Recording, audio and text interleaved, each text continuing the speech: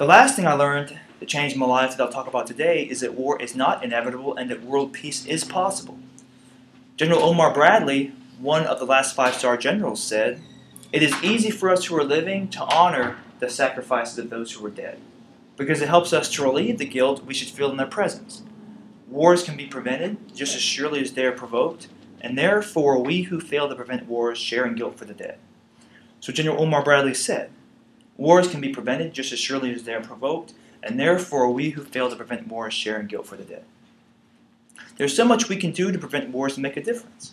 And look at what has happened because people did something and made a difference. 200 years ago in America, anyone who was not a white male landowner was oppressed. If you were African American, Asian, Hispanic, female, even if you were white but you did not own land, you were oppressed. 200 years ago in America, women couldn't vote their own property.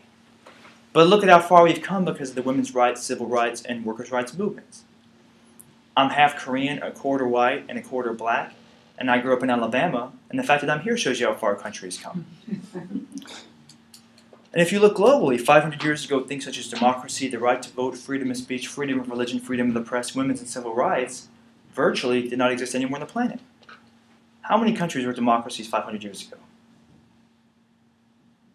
0.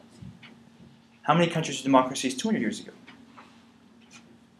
Well, keep in mind Napoleon was dictator in France, but America wasn't a democracy if you were African American. America wasn't a democracy if you were female. America wasn't a democracy if you're white, unless you owned land. But now we have democracies all over the world. North America, South America, New Zealand, Australia, Europe, parts of Asia, even parts of the Middle East, parts of Africa, in less than 200 years. So the world has come a long way. When I was growing up, both my parents always told me, the only place in America where a black man has a chance is in the Army. My father was half white and half black. He grew up in Virginia under segregation during the Great Depression. He had me when he was 54 years old, so he was born in 1925. So he grew up in the Great Depression under segregation, very impoverished area. And his reality was the only place he felt he had a chance was in the Army back then. And that was passed on to me. And when I told my mother I was getting out of the Army a little over a year ago, my mother, she goes, "Are you out of your mind?" She goes, "What do you think you're doing?" She said, "Nobody's going to hire you." She said, "It's bad enough you look Asian, let alone you're part black. No one's going to hire you." But that was her reality. That was my father's reality. Things aren't perfect now. We have a long way to go, but if we've come so far, why can't we keep going in that direction? So I gave this talk one time and somebody said, "You're wasting your time because no matter how hard you try, you'll never convince everyone." I responded by saying, "But I don't have to convince everyone." What percent of the American population actively participated in the women's rights movement? What percent? Actively participated in the women's rights movement. Do what? 1%. Less than 1%. Less than 1%. Less than 1%.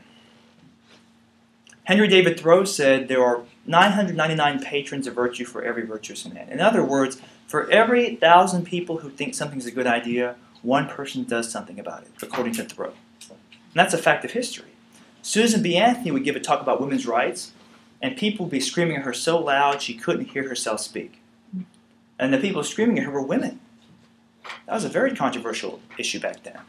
The first convention for women's rights occurred in the 1840s in Seneca Falls, New York. First convention for women's rights in America. And about 300 people showed up to the convention for women's rights. And they wrote up a document called the Declaration of Sentiments, saying that women should have the right to vote, women should have the right to own property, women should have every right they have today. And out of the people at the conference, less than half the people signed the document. A lot of the women back then didn't want the right to vote.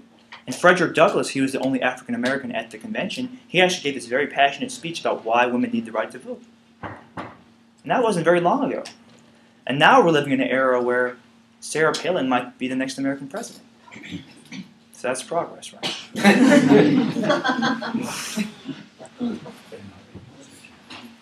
During the Civil Rights Movement, 1% of the American population actively participated in the Civil Rights Movement. 1%. Less than 1%. Less than 1%. Does that mean that if we get 1% of Americans to struggle for peace that we'll magically have world peace? Of course not, because that 1% needs to know what they're doing. That 1% needs to be determined, disciplined, courageous, creative, and highly trained. Highly trained. And today it's even more important that we become part of that 1%. Today it's even more important that we become part of that 1% when we become highly trained in the art of waging peace. Gandhi and Martin Luther King Jr. waged peace in order to create a brighter future, but today, due to the dangers posed by nuclear weapons, war, and our destruction of the environment, if we don't wage peace, we won't have a future. Gandhi and Martin Luther King Jr. waged peace in order to create a better world, but today we have to wage peace in order to ensure the survival of our world. So it's up to us to solve these problems. Now more than ever, the world needs you to wage peace, and I hope that you will all become part of the 1%, not the 2%. Thank you.